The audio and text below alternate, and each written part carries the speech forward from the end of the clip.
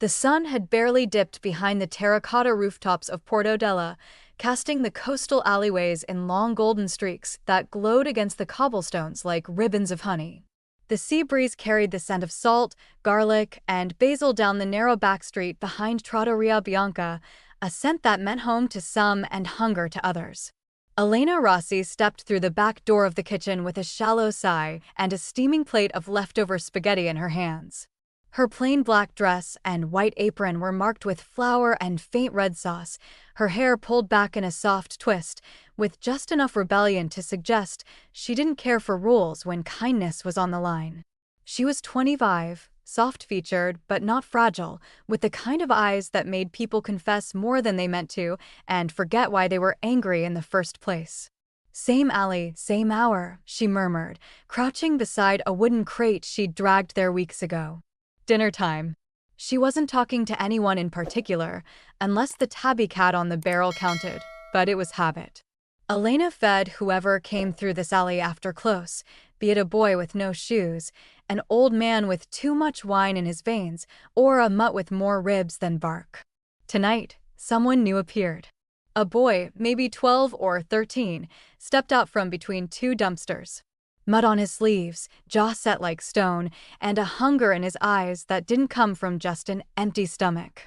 He didn't say a word, just looked at the plate. Elena didn't flinch. She didn't ask where his parents were or why he was hiding behind a restaurant. She didn't tell him to clean up or speak first. She just held the plate toward him and said, "Careful, it's still hot." He grabbed it with both hands, too fast to pretend he wasn't starving, but still trying to look proud about it. She offered him a napkin, which he ignored, and sat back on her heels to give him space. What she didn't know, couldn't have known, was that someone else was watching. Down the alley, a tall man stood half in shadow, broad-shouldered and silent, blending into the crumbling brick like he belonged there. His arms were crossed over his chest, the tattoos on them catching the last light. He didn't blink as he watched the boy eat. His name was Dante Moretti. The boy's name was Luca. And this moment, quiet, human, forgettable to most, was the moment that would change all three of their lives. Elena had fed many people behind this restaurant. But tonight, she'd just fed the son of a man whose name wasn't printed in newspapers, only whispered in prayers and threats. One plate of pasta. That's all it took. And Elena Rossi had just crossed a line she couldn't see, into a world she didn't even know existed. Before we continue, like this video and comment where you're watching from. Your support helps us bring more exciting stories that you won't want to miss. Elena returned to the alley the next evening with a plate of pasta in one hand and a folded napkin in the other. The steam rose into the dusk air, carrying the smell of tomato and garlic like a calling card. She didn't say anything as she set the food down on the crate. She didn't need to. Luca was already there, sitting cross-legged in the shadows, like he'd been waiting. His eyes followed the plate, but not her face, a kind of pride lingering behind his hunger. By the third night, they'd slipped into a rhythm that felt older than it was. Elena brought food, sometimes warm, sometimes cold, depending on what the kitchen allowed, and Luca accepted it with a grunt or a nod. He never begged, never whined, and never took more than what was offered. Occasionally, she'd ask if he needed anything else, a blanket, dry socks, a better jacket, but he'd shake his head, his jaw tightening. Still, he came back, which was its own kind of yes. Their conversations were short, like the kind you have in a waiting room, polite but distant. Luca had a clipped way of speaking, too formal for a street kid. He didn't mumble like the others. He enunciated. Elena figured maybe he had a good education before things went bad. One night, as she handed him a bowl of lentil soup, she asked, "Where are you sleeping?" Luca shrugged and looked toward the dumpster with a faint smirk. "Wherever the rain isn't." Elena frowned but didn't press. She didn't want to scare him off with questions he wasn't ready to answer. The boy called himself an orphan, casually, like it wasn't something that still hurt. "Parents died a while ago," he said, scraping at the bowl's edge with a piece of crusty bread. "Just me now." Elena had heard stories like that before, kids abandoned or lost in the cracks, drifting through towns like whispers. But something about Luca's version didn't sit quite right. For one, he never asked for help beyond food. No social worker, no shelter, no coins for the bus. And then there was the way he moved, careful, quiet, but with an edge of control, like he knew how to watch a room before stepping into it. He never turned his back to the alley entrance. He always chose the far wall, the one with the best view of both ends of the street. The most curious thing of all was the watch. Elena only caught glimpses of it when he rolled up his sleeve to eat or adjust his jacket, a thin band of black leather and polished silver. It wasn't flashy, but it screamed quality. The kind of thing you didn't find at a thrift store. The kind of thing no real orphan would still be wearing. Meanwhile, in a penthouse above the port, behind steel-reinforced doors and guards who didn't blink, Dante Moretti stood with his fists pressed against the glass.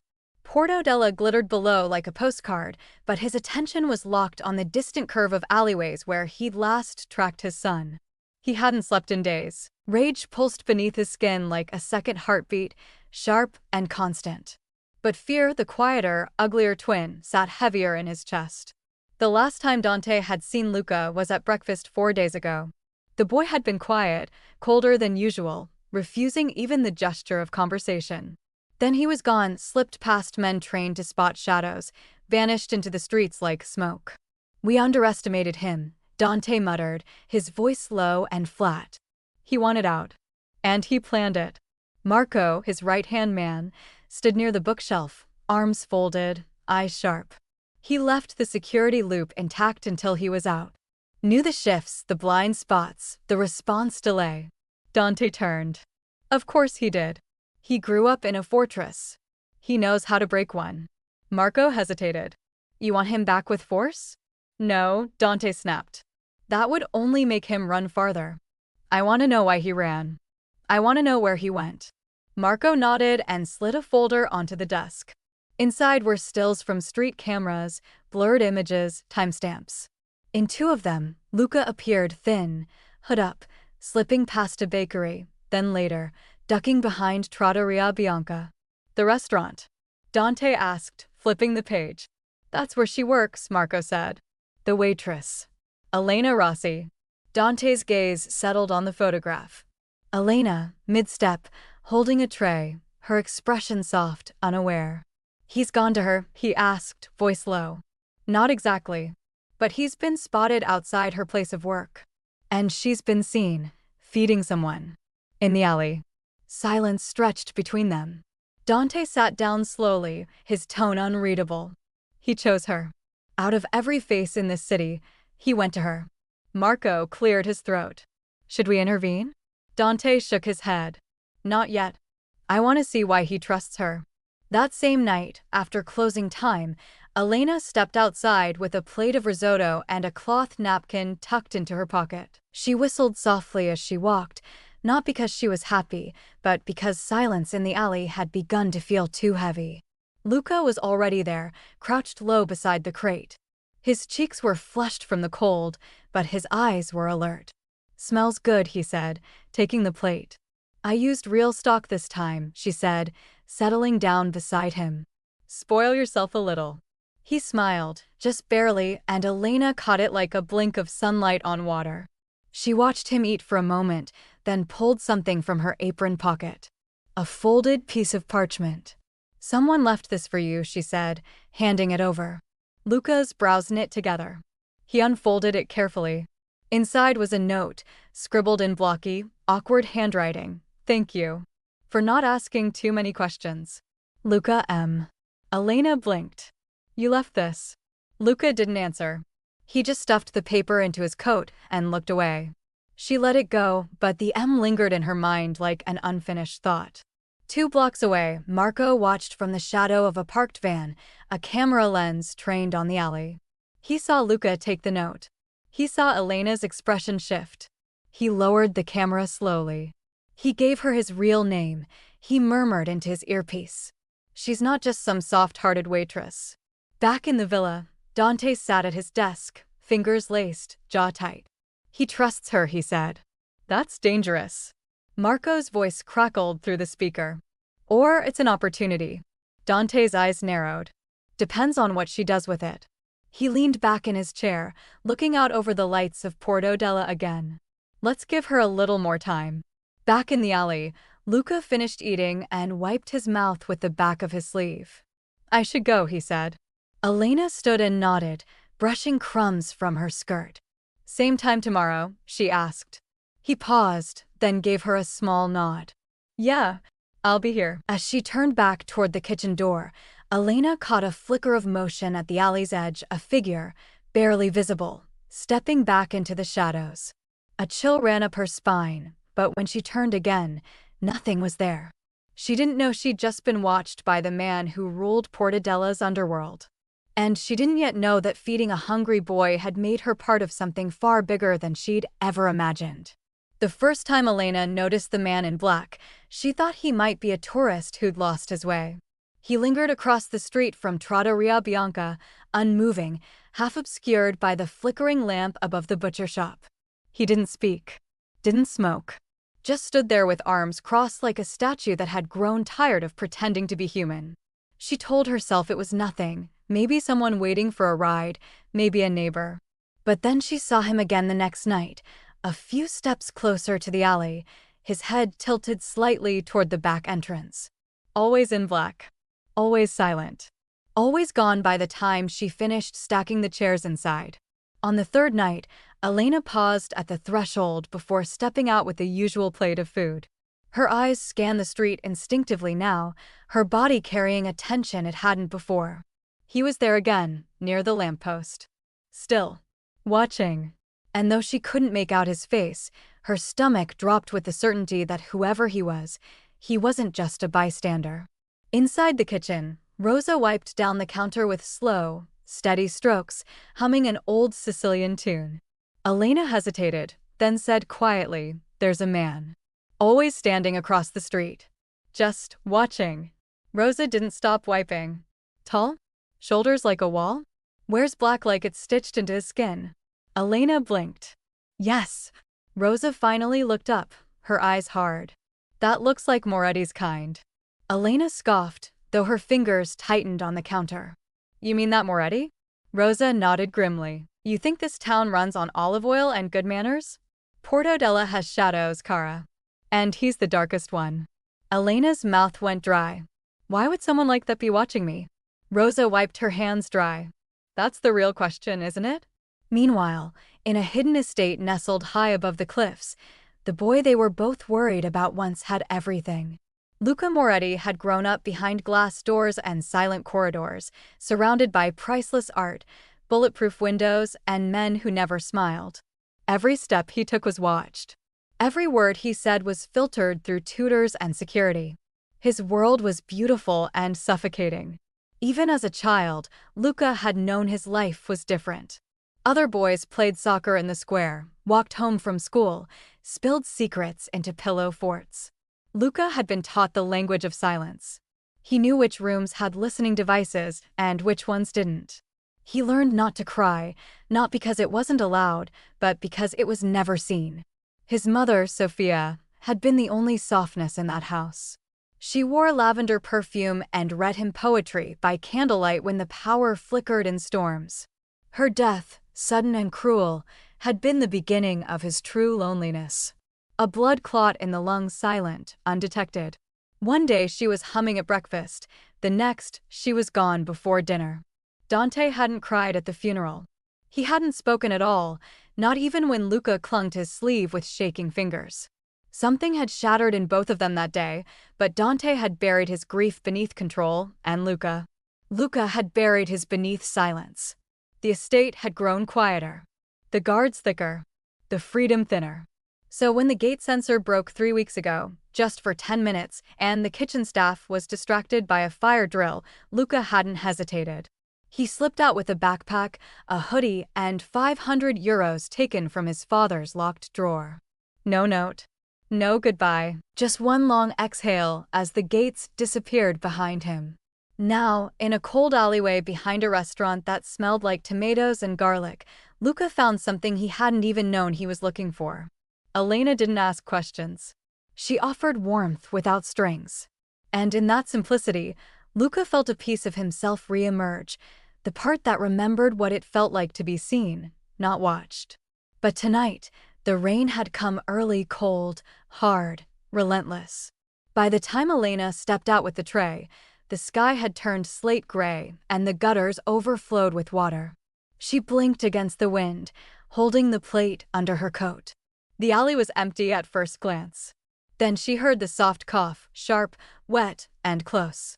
Luca was huddled behind the dumpster, soaked through, his hoodie dripping and clinging to his frame like a second skin. His lips were blue, his eyes glassy. "You're freezing," she whispered, kneeling beside him. "Why didn't you go somewhere warm?" He shrugged, teeth chattering. Didn't know where. She helped him up, her hand finding his shoulder, solid and bony under the wet fabric. "Come on," she said, voice low. "You're not sleeping out here like this." For the first time, Luca hesitated. "I don't want to get you in trouble." Elena looked him in the eye. "Let me worry about that." She unlocked the side door that led to the dry goods storage room, a tight, windowless space between the kitchen and the back alley. The air inside was warm, smelling of spices, oil, and dust. There was an old cot in the corner, used by dishwashers during double shifts. Elena grabbed a towel from the cleaning shelf and handed it to him. "Dry off. I'll get you something warm." Luca sat on the cot, quiet, trembling. His watch, the expensive one she kept catching glimpses of, glinted faintly under the hanging bulb. She noticed, but said nothing. Instead, she returned minutes later with a bowl of soup, a clean shirt from the lost and found, and a blanket. "This place isn't fancy," she said, "but it's yours for tonight." Outside, across the alley, the man in black stood still under the eaves of the neighboring building. Dante Moretti had watched his son crawl out of a rain-soaked corner and into the arms of a stranger. He had expected rage, expected betrayal. But what he felt, watching Elena wrap a blanket around Luca's shaking shoulders, was something far more dangerous: softness. He'd seen it once before. In Sofia. That same quiet patience. That same way of speaking without pressing, of offering without asking. Elena Rossi reminded him of a time before he'd become the man people feared. And it frightened him how quickly she'd become something more than a problem to solve. Behind him, Marco stepped closer, voice low. "He trusts her. That means something." Dante's jaw flexed. "It means we watch closer. And if she makes one wrong move," his voice trailed off, unfinished. But Marco heard what he didn't say. Back in the storage room, Luca finally spoke after a long silence. "You don't have to do this, you know." Elena sat across from him on a crate, arms wrapped around her knees. "I know. Most people wouldn't. Most people aren't me." He looked down at the soup, then at the towel draped over his lap. "I'm not who you think I am," he said quietly. "I know," Elena replied. "You're a kid. You're cold. You're hungry. That's all I need to know." Luca exhaled, something between a laugh and a sigh. "You're weird." She smiled. "Takes one to know one." The rain kept falling as Portodella slept, a city of secrets, shadows, and softly lit corners. In the alley behind Trattoria Bianca, one light stayed on, flickering through a storage room window. Elena didn't know what she'd stepped into. Luca didn't know what he was risking by staying. And Dante didn't know, yet, what it would cost him to watch instead of act. But all three of them were already in motion. And kindness, like power, was rarely free. What would you do if helping a stranger meant drawing the attention of someone dangerous? Would you still step forward? If you're hooked by this quiet storm of secrets and kindness, drop a comment below. What do you think Elena should do next? The rain had stopped by morning, leaving the cobbled alley behind Trattoria Bianca slick and glistening under the streetlights. Elena stepped carefully across the stones, balancing a plate of food and a folded jacket over her arm. She'd dried the jacket in the back of the kitchen, a leftover from an old waiter who'd quit months ago. It was a little too big for Luca, but it would do. She hoped he'd take it, though she wasn't sure yet how far kindness could go with someone who'd been taught not to trust it. Luca was waiting, as always, crouched near the crates beside the wall. He didn't say much when she arrived, just muttered a thank you and reached for the plate like he was trying not to look hungry. Elena handed him the food, then gently placed the jacket next to him on the ground. "For when the rain comes back," she said softly. He glanced at it, then back at her and gave the smallest nod. They sat in companionable silence for a few minutes, the kind that's rare between strangers, especially in a back alley with secrets hanging in the air.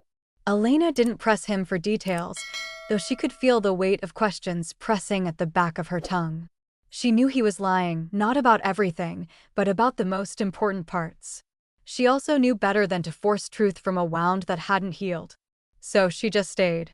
That night, however, something changed. The man appeared out of nowhere, stumbling from the side of the alley, breath thick with pretend wine and eyes too sharp for someone drunk. He reeked of cheap cologne and danger. Elena straightened immediately, her body going still as she instinctively stepped between the man and Luca. "Can I help you?" she asked, voice tight. The man blinked as if surprised to see her, but his smile was wrong. "Didn't mean to scare ya, sweetheart. Just hungry, maybe?" He eyed the plate in Luca's hands. "Maybe the kid could share." Elena didn't move. "This food's not yours. Best you keep walking." Her voice was steady, firmer than she expected it to be. The man took a step closer, hands raised like he meant no harm, but his feet told a different story. "Come on. Just a little bite. He's not starving, is he?" Luca said nothing, his eyes wide, shoulders pulled inward like he was bracing for something he'd seen before. Elena's hand reached behind her toward the kitchen door, fingers brushing against the latch. "Go," she said sharply over her shoulder. "Inside, now." Luca didn't move, not right away. His instincts told him to freeze, to wait, to disappear. But Elena didn't freeze. She stepped forward, standing in front of him fully now, shoulders squared, gaze locked on the man like a blade without the shine. "I said leave." Her voice dropped low, dangerous in its calm. The man stared at her for a moment, calculating, weighing, before something flickered in his eyes. Maybe it was disappointment. Maybe recognition. Either way, he held up his hands again and backed away. "Didn't mean trouble. You're feistier than you look." Elena didn't respond. She just watched him retreat into the night. She didn't know that every second of the confrontation had been recorded from a tiny, inconspicuous lens embedded in the frame of the alley's old wooden door. A camera placed there 2 days earlier, under orders from a man who wanted to see the waitress for himself. Not just who she was, but what she was. What she'd do when tested. What she'd protect. In the viewing room of the Moretti estate, the video played in perfect clarity. Elena's voice echoed through the speakers. "This food's not yours. Best you keep walking." Then the footage of her moving in front of Luca, blocking him with her body, fierce and unblinking. Dante stood silently with arms folded, his face unreadable. Marco watched from beside him, his lips twitching into something like a smile. "She's fearless," Marco said softly. "No," Dante replied without looking away. "She's protective. There's a difference." Marco tilted his head. "Protective of him, though. That's not nothing." Dante exhaled through his nose, slow and low. "She doesn't know who he is. That's why it matters." The footage ended with Elena standing like a guard over the boy, the man backing off into the dark. Dante turned away from the screen and walked to the window. The sea rolled out in the distance, dark and endless. "We leave her be for now," he said. "But keep eyes on the alley." Marco nodded. "And the boy?" Dante's voice was quieter. "He's already made his choice." Back in the restaurant storage room, Elena and Luca sat in silence, the adrenaline still buzzing faintly under their skin. "Do you know him?" Elena finally asked. Luca shook his head. "No, but I've seen men like him." Elena frowned. "What does that mean?" Luca didn't answer right away. Then he looked up and said, "It means my father's powerful. But not the kind of powerful people like." Elena studied him for a moment, the careful way he chose his words, the way he never used too many. "Is that why you're out here?" she asked. "Because of your father?" Luca shrugged. "Partly. Is he looking for you?" He hesitated, then nodded once. "Probably." Elena leaned back against the shelf, arms crossed. She didn't know what kind of man Luca's father was, but she could feel it in the boy's posture, in his silence, in the way he watched exits like someone who'd had too few safe rooms. "That doesn't change the fact you were hungry," she said finally. "And that I fed you." Luca blinked. "That's it. That's it." He looked down at the plate in his lap, the remnants of tomato sauce and cheese and warm bread. Then he looked back at her, something uncertain shifting behind his eyes. "Why?" he asked. Elena smiled softly. "Because someone once did the same for me." She didn't elaborate. She didn't need to. Outside, the alley was quiet again. The wind had settled, the stones still damp from last night's rain. Somewhere in the city, a man who ruled empires was questioning everything he'd built. And a boy, seated in a back room with a full stomach and warm jacket, was finally beginning to trust. In Portodella, rumors didn't walk. They slid through cracks, clung to walls, and reached the ears they were meant to reach. Word had begun to spread in quiet corners and smoky backrooms. Someone had seen a boy who looked too clean to be homeless and too quiet to be careless. The whisper grew teeth when someone added that the boy had a name, Luca. And in a city where names mattered more than laws, that name meant one thing: Moretti. It didn't take long before that name found its way to someone who'd been waiting for an excuse. Bruno Falco had been waiting a long time. He and Dante Moretti had once sat at the same table, before Falco's ambition outweighed his loyalty. Now, Falco controlled the eastern docks, ran guns through the Adriatic, and pretended to smile while dreaming of blood. The news of Luca's reappearance came to him not as a threat, but as a gift. A waitress, his informant had said. Feeding him. Protecting him. Unaware of what she stepped into. Falco leaned back in his leather chair and smiled like a man who'd been handed the key to a locked room. "Then we take the girl," he said simply. "And wait for the lion to come looking." He didn't want ransom. He wanted leverage. Not against the boy, but against the father who'd built his empire on control. That night, while Trattoria Bianca's kitchen closed up and the last plates were washed, Elena finished her shift like it was any other. She untied her apron with a tired sigh, her thoughts already drifting to the back alley and the boy who might be waiting there. Rosa had gone home early. The streets were quiet. Too quiet, in retrospect. She pushed open the back door with one hand and held a wrapped sandwich in the other, humming softly under her breath. "Luca," she called, stepping into the alley. No answer. Just the sound of water dripping from the gutters and the distant hush of waves against stone. Then a shadow moved too fast. The first man came from behind the dumpster. The second blocked the door before she could turn. Elena spun on instinct, her eyes wide, her hands coming up not to fight, but to push. "Hey!" she shouted. "What the hell is this?" But one of them grabbed her arm roughly, yanking her back into the dark. She kicked, screamed, twisted, but it didn't matter. They were trained, fast, silent. The sandwich hit the ground. The door slammed shut. The last thing visible was her apron, slipping from her hand as they pulled her away. Luca saw it all from the end of the alley. He'd been late, just a minute or two. The rain had started again, and he'd gone around the front of the building to avoid a puddle. By the time he reached the alley, the door was swinging closed and two figures were dragging Elena toward a black car with no plates. He ran. Fast. But not fast enough. "No," he shouted, voice breaking as he stumbled over the crates. One of the men turned, saw him, but didn't stop. The car peeled away into the night, tires hissing on wet cobblestone. Luca reached the spot where she'd stood moments ago, empty. Her apron lay in a puddle, soaked and crumpled like shed skin. He stared at it for a long time, his breathing ragged, his hands trembling. Then he collapsed beside it, knees to chest, his fingers curled into fists so tight they went white. His face crumpled, and for the first time since he'd fled the estate, he cried. Not quiet tears. Not silent ones. But loud, shaking sobs that echoed off the alley walls. He stayed there until dawn. Meanwhile, across the city, Dante stood in the garden behind his estate, looking out over the cliffside like a man trying to see past regret. The ocean below was violent tonight, dark waves crashing into black stone. He hadn't slept in days. Luca hadn't been spotted since the confrontation footage. No new leads. Just silence. Marco approached from behind, phone in hand, face unreadable. "There's been a development." Dante turned slowly. "Go on." "Elena Rossi. The waitress. She's gone." Dante's eyes sharpened.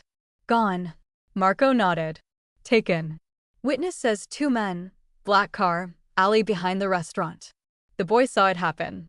The silence that followed was different than usual, not heavy, but charged. Like a storm drawing breath. Who? Dante asked. Marco didn't flinch. Falco. That one word was enough. Dante didn't ask for proof. He didn't need it. His fists clenched at his sides. He took her to get to me. Yes. He took her. Yes. The word echoed through Dante like a trigger snapping into place. He didn't raise his voice. Didn't shout. Just whispered, then bring me Falco. Back in the alley, Luca finally stood. His legs felt hollow. His eyes burned. But his chest held something new. Not just sorrow. Not just guilt. Resolve. He picked up the apron with shaking hands and folded it, tucking it into his coat like a flag. He didn't know where they had taken her. But he knew why. He knew it was his name that had drawn them, not hers. And he hated that. He hated what his name had cost. He walked back inside the kitchen through the same door they'd pulled her from. The place was empty now, cold and quiet. But he didn't feel small anymore. He felt like something had broken inside him, and what was left had sharp edges.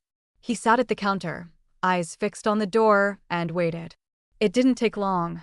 That night, for the first time, Luca said his full name aloud, not in fear, but in fury. My name is Luca Moretti, he whispered to the dark, and I'm done hiding. And outside, somewhere between the docks and the hills, Dante Moretti was already coming for the woman his son had chosen to trust. Would you still protect someone if it meant putting yourself directly in harm's way? What would loyalty look like in a world built on power? If you felt the tension rising in the story, tell us in the comments. What would you do if someone you cared about disappeared because of your secrets? Dante Moretti had learned long ago that control was power and that losing it was weakness. But when Marco finished speaking, when the words, "they took her," filled the study, something inside him cracked. The air in the room shifted, the silence turning heavier than gunfire. Dante's eyes, dark as oil and twice as volatile, lifted from the floor. Get the cars, he said quietly. We end this tonight. Marco didn't argue. He'd been waiting for that order, watching the slow erosion of the Don's patience for days. We've traced Falco's men, he said. An old villa near the vineyards, abandoned since the war, but occupied now. Dante's jaw set like marble. He wants a message, he muttered. Then I'll write it in fire. Within an hour, the Moretti compound came alive, silent, precise, and deadly. Black cars rolled from the gates, engines low, headlights off. Men dressed in dark coats carried weapons wrapped in cloth. They moved like shadows that knew their purpose. For years, Dante had ruled Portodella through diplomacy and fear. Tonight, fear alone would not suffice. He stepped out of his car as they reached the edge of the hills, the old villa outlined against the sky like a ghost from another century. No mistakes, he said, his voice cold enough to make the wind still. We go in clean. No noise until my signal. Marco gave a short nod. And Falco? Dante's gaze never left the building. If he's there, he'll never leave it. Inside the villa, Elena sat tied to a chair in a room that smelled of damp stone and cigarette smoke. Her wrists ached from the rope, her head throbbing where one of Falco's men had struck her earlier. A single light bulb swung overhead, creaking with every breath of wind. She wasn't crying. She refused to. Somewhere, deep beneath the fear, she was angry. Falco entered like a man who owned every inch of the darkness around him. He was older than she'd expected, silver in his hair, scar on his cheek, but his eyes were sharp and cruel. You're braver than most, he said, circling her. Or maybe just stupid. Do you know who you've been feeding behind that restaurant? Elena said nothing. Of course not, he continued, smiling. But I bet you figured out he's not just some boy. He leaned close enough for her to smell the smoke on his breath. You fed a Moretti, he whispered. That means you're mine now, because the Don will come for you. He always cleans his messes. She glared up at him, her voice steady despite her shaking hands. If you think he's coming for me, you don't know him. Falco chuckled. Oh, he's coming. That's why you're still breathing. Outside, the night stretched thick and quiet. Then, like a switch flipping, everything changed. The sound of boots on gravel. The muted click of safeties released.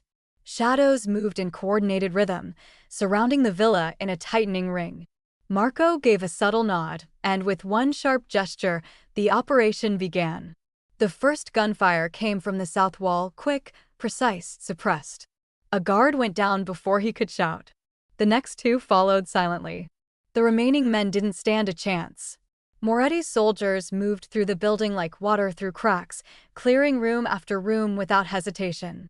Dante entered last. He moved through the corridors with purpose, his coat brushing against the old plaster, the air thick with dust and gun oil. Every step was measured, every breath deliberate. His expression was calm, too calm, the kind that came only when a man's rage had turned to focus. Marco trailed a few paces behind, his voice low over the radio. East wing clear. Falco's cornered in the west. In the room upstairs, Falco heard the noise and cursed. He turned to Elena, eyes narrowing. He really came, he said with something like awe. He came himself. He pulled a gun from his belt and grabbed her by the shoulder. Then you get to watch how kings fall. But before he could move toward the door, it exploded inward. Dante stood in the smoke, framed by the broken light. His presence filled the room, not loud, not frantic, but absolute. Falco raised his gun, but Marco's shot was faster. The bullet struck Falco's wrist, sending the weapon clattering to the floor. The echo died as quickly as it began. For a long moment, no one spoke. Then Dante crossed the room and stopped just in front of Falco. "You took something of mine," he said quietly. Falco gritted his teeth, clutching his bleeding arm. "You took everything from me first." Dante tilted his head slightly. "I took your greed. You took my patience. We're not even close to even." Falco's laugh was short and broken. "You can't kill me here. Everyone will know." Dante stepped closer, his voice low enough to make the words cut deeper than any blade. "I don't need to kill you. I just need to make sure you never breathe my son's name again." Then he turned to Marco. "Handle it." He didn't look back. Elena blinked as Dante approached her, her mind struggling to piece together the image in front of her, the man she'd only heard about in half-whispered rumors, standing close enough that she could see the lines around his eyes. He cut the rope at her wrists himself, careful, precise, almost gentle. When she spoke, her voice was barely a whisper. "You're his father." Dante nodded once. "And you're the first person my son has trusted in years." Her throat tightened. "He's just a boy." Dante looked away, his jaw working like he was trying to swallow something sharp. "He's my boy," he said softly. "And I forgot what that meant until he ran away." Elena rubbed her wrists, feeling the blood return to her hands. "He came to me because he was lonely." "I know," Dante replied. "That's why I'm here." The men outside finished their sweep, clearing the last of Falco's forces. Marco returned, nodding. "All clear." Dante nodded once, still watching Elena. "You'll be taken somewhere safe," he said. "My men will see to it." She met his gaze, the question unspoken but understood. "And Luca?" she asked finally. Dante's eyes softened. "He's waiting." They left the villa just before dawn. The horizon over Portodella glowed faintly pink, the light touching the sea like forgiveness. As they walked toward the waiting cars, Elena stumbled once, the exhaustion finally catching up to her. Dante caught her arm, steadying her. "You're safe now," he said. For the first time, his voice wasn't the voice of a Don. It was the voice of a father. Inside the car, as the convoy rolled back toward the city, Elena stared out the window at the passing vineyards. "Why did you come yourself?" she asked quietly. Dante didn't answer right away. "Because my son believed in you," he said. "And because I couldn't live with another ghost in my house." Neither of them spoke again until the car reached the Moretti estate gates. When they opened, the guards saluted in silence. The world on the other side was still, manicured gardens, marble fountains, a palace built by power and fear. But for the first time in years, Dante didn't see it as a fortress. He saw it as a prison. Elena stepped out slowly, blinking at the sunlight. The scent of roses and salt water drifted through the air. "He's inside," Dante said, his tone quieter now. "Go to him." She turned, her eyes meeting his one last time. "You're nothing like what they say," she whispered. Dante gave a faint, humorless smile. That's because they only see the man I've had to be. As she disappeared through the doorway, Dante stood alone on the drive, the sea wind tugging at his coat. He'd rescued her to bring his son back, but he knew it was more than that. It wasn't just about Luca. It was about what the boy had found, what Dante had lost, and what might still be saved. For the first time in a decade, he allowed himself to hope. Elena woke slowly, the air around her warm and still, with the soft scent of rosewood and sea salt brushing her senses. The bed beneath her was too soft, the sheets far too fine, and the ceiling above her looked like it belonged in a museum rather than a home. For a disoriented moment, she thought she'd dreamt the rescue, the villa, the shadows, the man in the doorway. But then she sat up and saw the tall windows, the marble floors, the faint outline of guards outside her door. Not a dream, a gilded reality. Her bruises ached as she swung her feet to the ground, the silk robe left on the chair brushing against her knees. A tray set near the fireplace, fresh tea, warm bread, a note with her name in clean handwriting, "Come when you're ready." No threats, no guards dragging her. Just a choice. She wrapped the robe tighter around herself and whispered, "What am I doing here?" Down the hall, the villa stretched in solemn grandeur, all polished wood and quiet tapestries. The walls didn't speak, but Elena could feel the weight of silence pressed into every brick. She passed two men in black suits who didn't move except to nod. The hallway opened to a sunlit terrace, where Dante Moretti sat alone, pouring tea like he didn't rule half the shadows in Italy. He didn't look at her right away. He waited. Elena stood in the doorway, her heart caught between defiance and caution. "You didn't have to be gentle," she said. "I would have come to talk without the silver tray." Dante's expression didn't change, but there was something slower in his movements now, a man choosing his words with care. "After last night," he said, "you deserved something quiet." She stepped forward and sat down across from him, eyes locked, arms folded. "Your definition of quiet still includes men with rifles." He poured a second cup and handed it to her, not like a gesture of control, but something almost human. "They're for me," he said. "Not for you." "That's comforting," Elena replied flatly. The tea was hot, fragrant, real. "So this is what a villa of questions feels like." Dante allowed himself the faintest smile. "You're sharper than most people I meet." "That's because most people you meet are too afraid to tell you the truth." She leaned forward slightly, her eyes hard. "Let's start there. Why take me here instead of sending me home?" Dante met her stare. "Because Luca would have followed you. And that's not a risk I could allow, not after what Falco did." Elena set the cup down with a soft click. "You mean the risk you created?" Her voice didn't rise, but it hit like a blade. "You built a world out of fear, and you wonder why your son ran from it?" Dante blinked once. It wasn't a flinch, but something behind his eyes shifted. "You don't know what that world demands." "No," she said, "I don't. I've never worn €1,000 suits or paid men to shoot for me. But I do know what loneliness looks like. And that boy was drowning in it." Dante inhaled slowly, exhaled even slower. He was safe. Elena shook her head.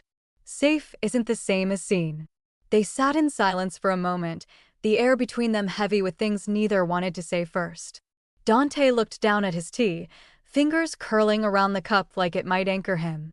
"He never used to look at me like that," he said quietly. With that, silence. Elena folded her hands. "Because he used to hope you'd listen." He looked up. "Why did he choose you?" The question hung between them like a door waiting to be opened. Elena didn't rush to answer.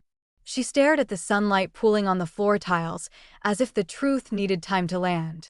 When she did speak, her voice was low, honest, without pride. "Because I didn't ask him for anything," she said. "Not his name.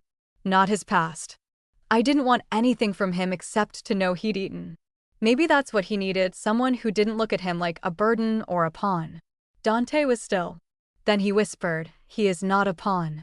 "Then stop moving him like one." It wasn't a slap, but Dante absorbed it like one. His mouth was a tight line, his hands unmoving. But his gaze didn't turn cold. If anything, it cracked. "When Sophia died," he said, voice raw, "I didn't know how to keep living without falling apart. So I did the only thing I knew how to do, build walls. protect what I had left. And in the process, Elena said softly, you locked your son inside them. The words weren't cruel, just true. And sometimes truth, when spoken without hatred, had more power than rage. Dante looked at her for a long time, like she'd just said something he'd spent years avoiding. He told you about her? He didn't have to, Elena said. It's in everything he doesn't say. The wind rustled the vines climbing the stone wall behind them. A bird darted past, briefly breaking the tension, but the quiet didn't feel hostile anymore. It felt like an in-between space, a bridge over something deeper. Dante sat back slightly in his chair, less like a dawn and more like a man trying to find his footing again. What do I do? He asked, not to her, but to the morning. Elena didn't give him orders. That wasn't her place. But she leaned forward again, her voice steady. Talk to him. Not like a king. Like a father. Ask him what he needs. Dante nodded slowly, the admission visible in the slump of his shoulders. It's been so long since I was just that. Then maybe it's time, she said. You rescued me. Now rescue him. He didn't answer, but something in his expression made her believe he'd heard her. She finished the last sip of her tea. When can I see him? She asked. Dante stood. Now, he said. He's been waiting since you arrived.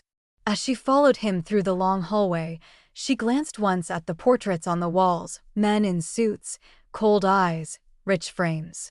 Legacy etched into oil paint. And beneath it all, she understood for the first time how heavy a name could be.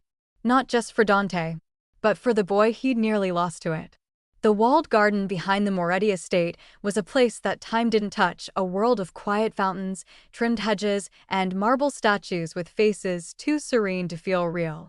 Ivy curled along the stone walls like veins beneath pale skin, and the scent of lavender and rosemary drifted through the stillness.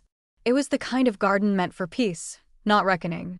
But this morning, it would hold something raw, a confrontation neither scripted nor staged. Only necessary. Luca sat on the low stone bench near the center fountain, elbows on his knees, hands clasped, his eyes locked on the ground like it owed him answers. He'd arrived an hour ago, escorted quietly by two of Dante's men, not restrained, not forced. He'd come because Elena was safe, because she had asked, and because deep down, he knew this day would come. Dante entered the garden alone, his steps soft on the gravel path, the weight of decades pressing into each footfall. He wasn't dressed like a Don today, no tailored jacket, no dark silk. Just a black shirt, sleeves rolled, collar open. Vulnerability worn for once, not hidden. He stopped a few feet away from the boy who hadn't looked at him in months. The silence stretched heavy taut. Then Dante sat on the edge of the opposite bench, leaving space between them, letting the moment breathe. You used to play here, he said quietly. When you were little. Luca's jaw clenched, but he didn't answer. You'd chase butterflies. Talked to the statues. Said they listened better than I did. Luca's laugh came sharp and humorless. They did. Dante nodded slowly. I suppose they did. The air between them shifted, but not into comfort. Into honesty, the kind that stripped both pride and position. I didn't come back for you, Luca said flatly, still not looking up. I came because she asked me to. Dante's voice was low. I know. I don't owe you anything. I'm not here to collect. Luca finally looked up. His eyes weren't angry, just tired. Old eyes in a young face. You built a world where I had everything except a reason to stay in it. Dante exhaled, the words hitting like a blade he'd known was coming. You had no friends. No freedom. No choices. Luca's voice rose. You taught me to hide. To survive. But not to live. Dante's hands gripped the bench beneath him, knuckles pale. I never meant to fail you. His voice cracked for the first time. But I didn't know how to protect you without breaking you. Luca stood, pacing now, the emotion finally moving through him like a storm released. Do you know what it feels like to be watched every second of your life? To never ride a bike down the street or go to school or have one damn conversation that didn't end in a security check. Dante stood too, but slower, like the weight of his choices had finally reached his bones. Every move I made, every wall I built, it was to keep you alive. And in doing that, Luca said, his voice breaking now, you buried me. The boy who'd said little for weeks now couldn't stop. I didn't run away because I hated you. I ran because I couldn't find you anymore.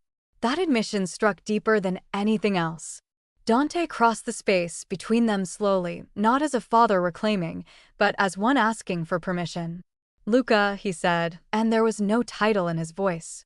Just love and regret and everything that had gone unsaid. I'm sorry. 2 words. But they weren't small. Luca blinked fast, but the tears still came. I wanted you, he whispered. Not the guards. Not the cars. Just you. Dante's arms opened, uncertain. For a second, it looked like Luca would walk away. But instead, he stepped in, and the embrace that followed wasn't perfect, but it was real. Elena watched from the far edge of the garden, standing just beyond the vines that wrapped around the trellis. She had meant to stay away, to give them privacy. But when she saw them standing there, the boy sobbing into his father's chest, the man cradling his son like something lost and found, her own tears came fast. Quiet. Relentless. She hadn't fixed them. That wasn't her role. But maybe, just maybe, she'd reminded them both that it wasn't too late. The embrace broke gently, Dante's hands still on Luca's shoulders.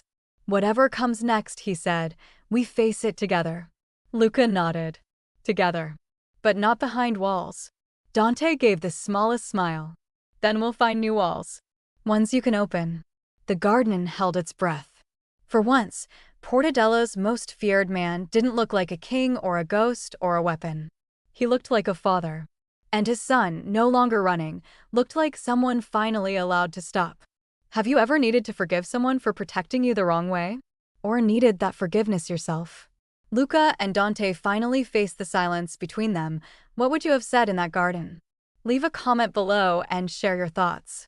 The sun had risen higher by the time Elena stepped into the study, its light pouring through tall windows and pooling across the marble floor like spilled gold.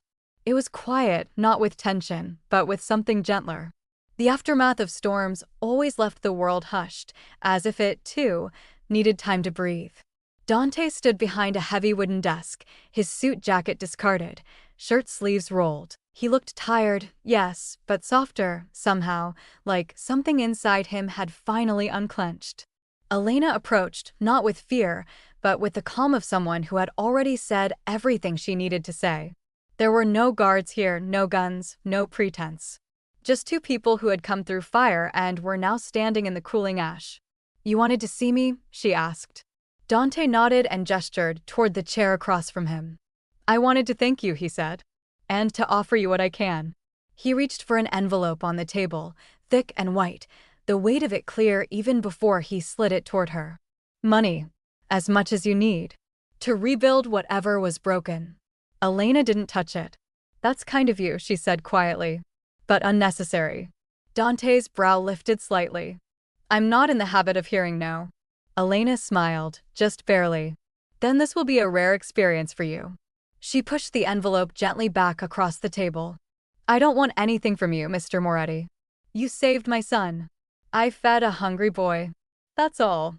He watched her closely, as if trying to read beneath her words. Protection, then, he offered. A job. Connections. A way out of whatever life you were building before this one interrupted it. Elena shook her head slowly. I appreciate it. I really do. But I don't want to be part of this world. Not the money, not the danger, not the whispers. For a moment, Dante didn't speak. He studied her like someone unused to hearing a boundary spoken without anger. Then he nodded slow, firm, with the respect of one truth-teller to another. Very well, he said. Then I offer you one thing only. He reached into his inner jacket pocket and pulled out a smaller card, plain, black, engraved with a number and nothing else. Call that, he said, and whatever you need, wherever you are, it will be done. No questions. No hesitation. You'll never have to worry about safety again. Ever. Elena took the card and studied it, the weight of the promise clear despite its simplicity. And if I never call? Dante's voice softened. Then I'll be grateful you never had to. A knock sounded gently on the door. Dante looked over. Come in. Luca stepped inside, wearing jeans and a soft gray hoodie, a far cry from the stiff, formal clothes he used to hide behind. He held something in his hands, folded paper, smudged with graphite and care. When he saw Elena, his face lit up. "Hi," he said quietly, crossing the room toward her. "Hey," she replied, standing. "You look taller." "I've been eating better," he said with a shy grin. "And sleeping, too." He held out the folded paper and opened it slowly. "I made this for you." Inside was a drawing, careful lines, clear effort. It showed the alley behind Trattoria Bianca, the cracked crates, the lamp that flickered every time it rained. In the center were two figures, a woman with a long braid handing a plate to a boy in a hoodie. Above them, in a child's neat handwriting, "Thank you for seeing me." Elena blinked back the tears before they could fall. "Luca," she whispered. "It's perfect." He stepped forward and hugged her, small arms around her waist, face pressed to her shoulder. "You saved me," he said. "Even if you didn't know it." She kissed the top of his head and held him for a long moment. "I'll always be here," she said. "Even if I'm not right next door." "Will I see you again?" he asked. "Maybe," she said gently.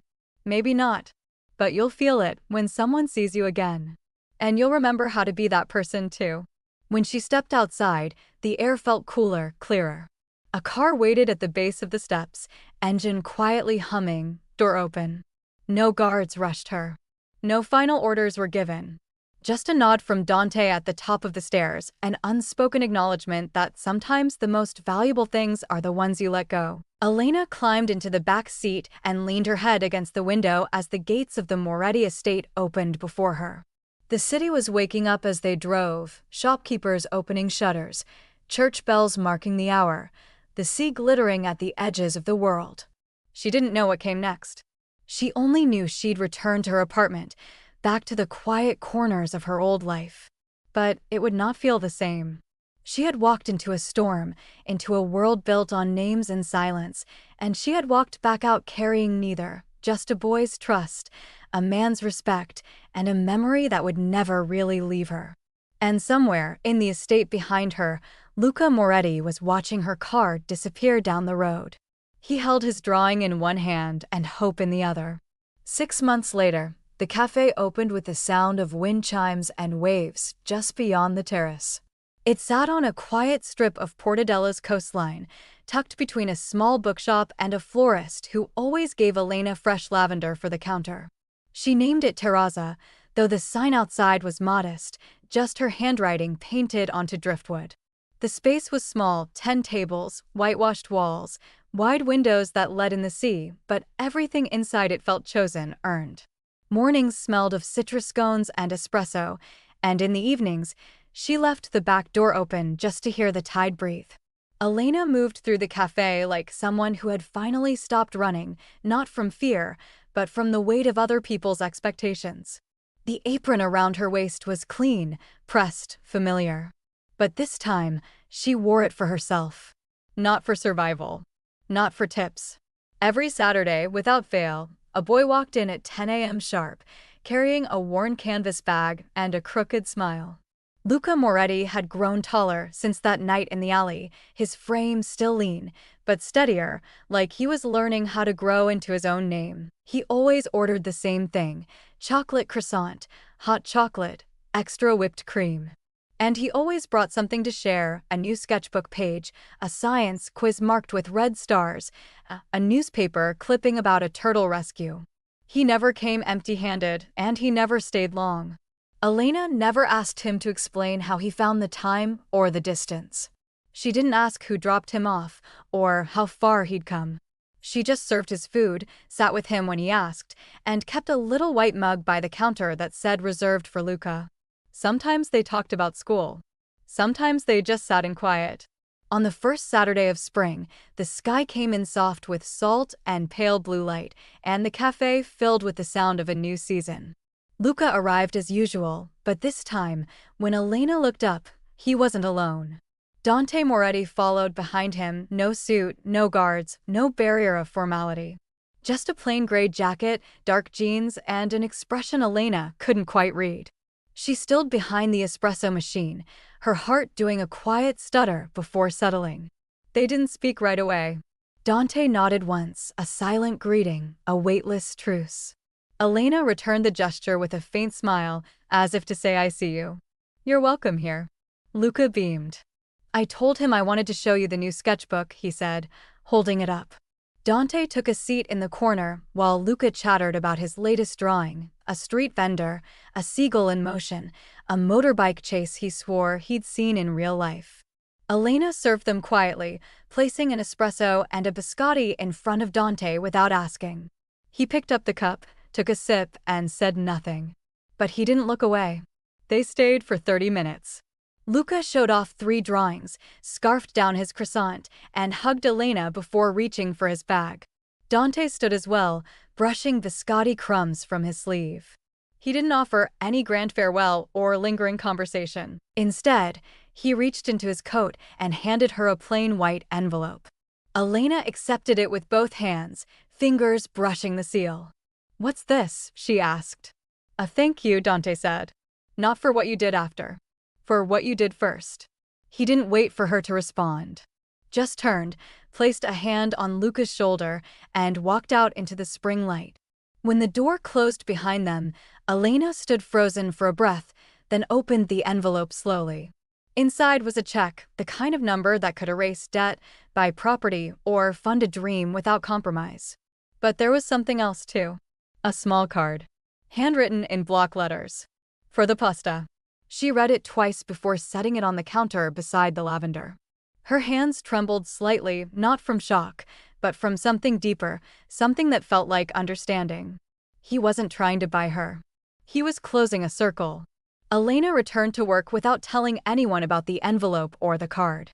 She simply smiled a little more that day, poured coffee with a steadier hand, and added one new item to the chalkboard menu: Luca's hot chocolate, extra cream, always. And when she cleaned up that night, she left the back door open to hear the waves again. In a life that had once felt small, she'd found something bigger, not in power, not in money, but in moments. A boy's trust. A man's honesty. A plate of pasta shared without question. It had started with that. A single act of kindness given with no agenda. And for Elena Rossi, that one act still fed everything that mattered. Thank you for listening to this story until the very end. There's another interesting one on your left screen that I think you'll really enjoy.